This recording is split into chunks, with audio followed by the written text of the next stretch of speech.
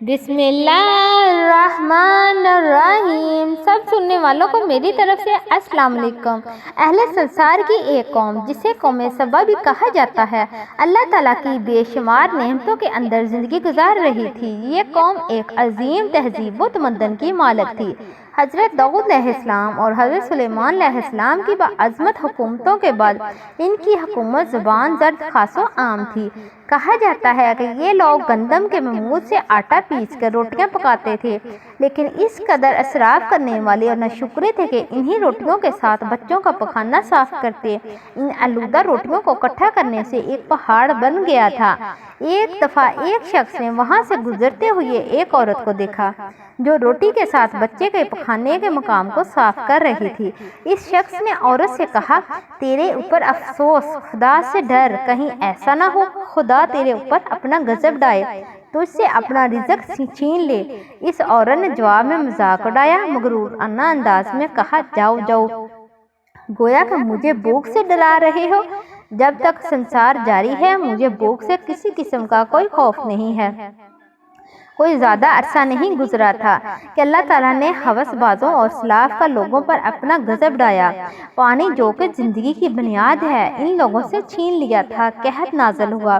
بات یہاں تک پہنچ گئی کہ ان کی ذخیرہ کی ہوئی تمام غذا ختم ہو گئی۔ آخر کار وہ مجبور ہو گئے کہ انہی آلودہ روٹیوں پر ٹوٹ پڑے جو ان لوگوں نے اکٹھی کر کے پہاڑ کی منت دیر لگایا ہوا تھا، بلکہ وہاں سے روٹی لینے کے لیے صف لگتی تاکہ ہر کوئی وہاں سے اپنے حصے کی روٹی لے سکے۔ آیت نمبر سورہ نحل کی 112 اور 113 میں یوں ارشاد ہوتا ہے کہ اللہ نے اس قریے کی مثال بیان کی ہے جو محفوظ اور مطمئن تھا۔ اس کا رزق ہر طرف سے باقاعدہ آ رہا تھا، لیکن اس دریا کے رہنے والوں پر اللہ کی نعمتوں کا انکار کیا تو خدا نے انہیں بھوک اور پیاس کا مزہ چکھایا، صرف ان کے ان اعمال کی بنا پر کہ جو وہ انجام دے رہے تھے۔ یقیناً ان کے پاس رسول آئے تو انہوں نے اس کی دل آزاری کی تو پھر ان پر عذاب آ پہنچا۔ سب ظلم کرنے والے تھے۔ اس قوم سبا کے بارے میں ایک اور واقعہ بیان ہوتا ہے کہ ان لوگوں نے پانی ذخیرہ کرنے کے لیے بلکہ دو پہاڑوں کے درمیان ایک بہت بڑا بند تعمیر کیا تھا۔ صراف اور دوسرے پہاڑوں سے گزرا ہوا پانی اس بند میں آ کر وافر مقدار میں جمع ہو جاتا تھا۔ قوم سبا نے اس پانی سے صحیح طور پر استفادہ کرتے ہوئے وسیع عریض بہت سے خوبصورت باغات لگائے، کھیتی باڑی کو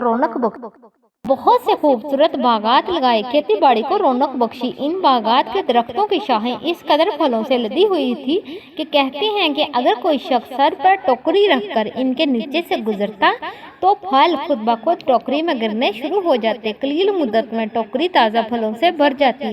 اس قوم کے بہت سارے دیہات اور قریے تھے جو بہت آباد اور آپس میں جڑے ہوئے تھے، لیکن نعمتوں کی کثرت نے انہیں شکر کرنے کی بجائے سرپرست اور غافل کر دیا، یہاں تک کہ ان کے درمیان بہت بڑا طبقاتی نظام وجود میں آ چکا تھا۔ ان میں سے صحابہ کے دار لوگوں نے کمزور اور ضعیفوں کا خون چوسنا شروع کر دیا، یہاں تک کہ ان لوگوں نے خدا سے ایک اہم التماس کرنا شروع کر دی کہ جو کہ کم آمدن والے لوگ ہیں وہ ان تک پہنچ نہ سکیں۔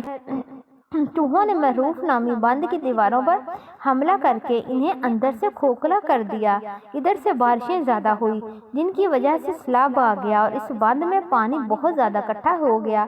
اچانک بند کی دیواریں ٹوٹی اور بند ٹوٹ گیا۔ اس سے ایک بہت بڑا سیلاب آیا جس میں تمام دیہات، آبادیاں، مال مویشی، باغات، کھیتیاں، ان کے محل اور گھر پانی میں غرق ہو کر نابود ہو گئے۔